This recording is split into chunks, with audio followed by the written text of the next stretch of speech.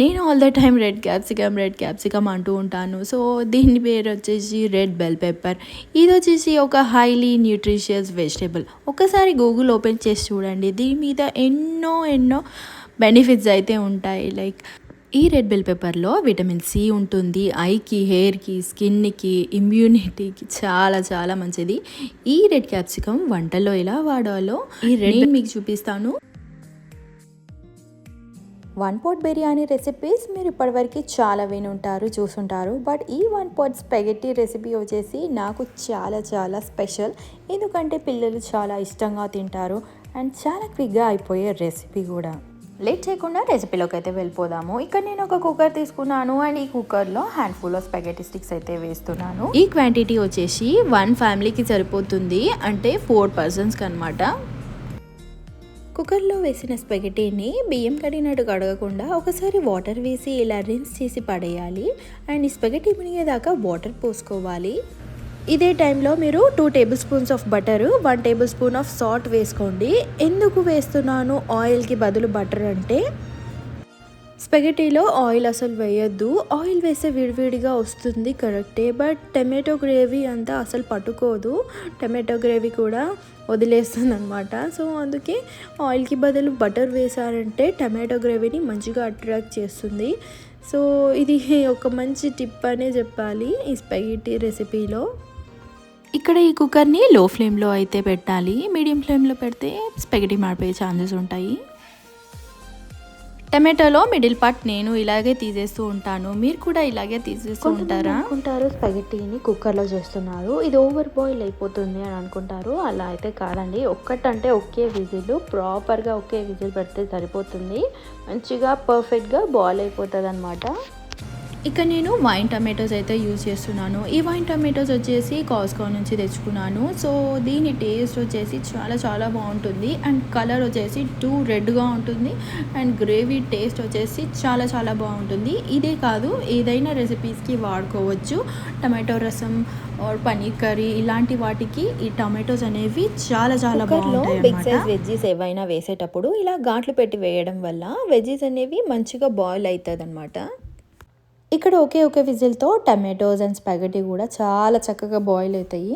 So boil అయిన తర్వాత ఇక్కడ నేను రెడ్ క్యాప్సికంలో గింజలన్నీ తీసేసి రెడ్ క్యాప్సికంకి కూడా ఇలా ఘాట్లు పెట్టి వేసాను. 1 విజిల్ వచ్చిన తర్వాత స్టీమ్ అంతా వెళ్ళిపోయిన తర్వాత ఈ కుక్కర్ మూత అనేది ఓపెన్ చేసుకోవాలి. ఓపెన్ చేసినాక ఒక ప్లేట్ తీసుకొని ఆ ప్లేట్లో ఈ వెజ్జీస్ అన్నీ ట్రాన్స్ఫర్ చేసుకోండి. బాయిల్ అయిన వెజ్జీస్ని మిక్సీ చేసుకోండి. ఎప్పుడైనా సరే వేడిగా ఉన్నవి ఎప్పుడు మిక్సర్ జార్లో అసలు వేయొద్దు. కొంచెం టైం తీసుకొని చల్లారాక ఈ వేడిగా ఉన్న వెజ్జీస్ని మిక్సర్ జార్లో వేసుకొని మిక్సీ చేసుకోండి. మిక్సీ చేస్తున్నప్పుడు ఎలాంటి వాటర్ కూడా వేయాల్సిన అవసరం కూడా లేదనమాట. కుక్కర్లో ఉన్న స్పెగెటీని వాటర్ మొత్తం పోయేలాగా ఇలా స్ట్రెయిన్ చేసుకొని పక్కన పెట్టుకోవాలి. ఆయిల్లో గార్లిక్ వేసి మంచిగా సాటే చేయాలి. సాటే చేసిన తర్వాత ఈ టమాటో వెజ్ ప్యూరీ అనేది ఈ ప్యాన్లో వేసుకోవాలి. ఈ స్పెగెటీ రెసిపీ వచ్చేసి నో ఆనియన్ స్పెగెటీ అండ్ మీకు ఆనియన్స్ కావాలనుకుంటే స్మాల్ చాప్డ్ ఆనియన్స్ తీసుకొని సాటే చేసుకోవచ్చు గార్లిక్ వేసుకున్న తర్వాత. సో ఫస్ట్ అయితే ఇక్కడ నేను గార్లిక్ అయితే మంచిగా సాటే చేస్తున్నాను. సాటే చేసిన తర్వాత ఈ ప్లేట్లో ఉన్న మసాలాలన్నీ వేసుకుంటున్నాను. ఎప్పుడైతే గార్లిక్ వేస్తారో ఫ్లేమ్ అనేది లోలో పెట్టేసేయాలి, లేదంటే మసాలాలన్నీ మాడిపోయే ఛాన్స్ ఉంటుంది. సో గార్లిక్ తర్వాత మసాలాలు వేసుకుంటున్నాం కదా, మసాలాలన్నీ లో ఫ్లేమ్లో సాటే చేసుకోవాలి. సాటే చేసుకున్న తర్వాత ఈ టమాటో ప్యూరీ అనేది వేసుకోవాలి. సో ఫ్లేమ్ అనేది చాలా లోలో పెట్టుకొని టమాటో ప్యూరీ వేసుకోవాలి. ఒకవేళ ఫ్లేమ్ మీడియంలో ఉన్నట్లయితే టమాటో ప్యూరీ ఎక్కువగా స్పిల్ అయ్యే ఛాన్స్ ఉంటుంది. సో వెంటనే మూత కూడా రెడీగా పెట్టుకోవాలి. ఎప్పుడైతే టమాటో ప్యూరీ వేస్తామో అప్పుడే దీని మీద మూత కూడా ఇలా పెట్టేసేయాలి. ఇక నేను పసుపు అయితే అసలు వేయట్లేదు, ఎందుకంటే టమాటో రెడిష్ కలర్ అనేది నాకు ఇట్లాగే ఉంటే ఇష్టం. సో రెడిష్ కలర్ అనేది ఇంకా ఎన్హాన్స్ అవుతుంది అనమాట. ఎప్పుడైతే టమాటో ప్యూరీ వేస్తామో అప్పుడే సాల్ట్ కూడా వేసుకోండి. సో ఇదే టైంలో సాల్ట్ కూడా చెక్ చేసుకోండి. ఈ టమాటో ప్యూరీ 5 minutes పాటు ఈ స్పైసెస్లో మంచిగా లో ఫ్లేమ్లో బాయిల్ చేసుకోవాలి. బాయిల్ చేసుకున్న తర్వాత ఇలా వేసుకొని మంచిగా ఫోర్క్స్తో కలపండి. సో ఇలా కలిపి ఒక 5 minutes పాటు ఇలా లో ఫ్లేమ్లో వదిలేయండి. పాన్ మీద ఉన్నప్పుడు టమాటో గ్రేవీ అనేది మీకు కొంచెం లిక్విడ్గా అనిపించిన ఒక 5 మినిట్స్ పాటు అలా పక్కన వదిలేసారనుకోండి, మీకు గ్రేవీ అనేది థిక్ అయిపోతుంది. సో లిక్విడ్గా అయితే ఏమి ఉండదు. సో మిక్సర్ జార్లో మీరు వాటర్ వేసుకోకుండా ఉంటే సరిపోతుంది అన్నమాట. టమాటో కెచప్ ఇష్టమున్న వాళ్ళు 1 టేబుల్ స్పూన్ టమాటో కెచప్ వేసుకోండి. సో ఈ రెసిపీలో టమాటో కెచప్ వేయకుండా కూడా చాలా బాగుంటుంది, వేస్తే ఇంకా బాగుంటుంది. సో ఒకసారి ట్రై చేయండి, వేసి వేయకుండా డిఫరెన్స్ అనేది మీకే తెలుస్తుంది.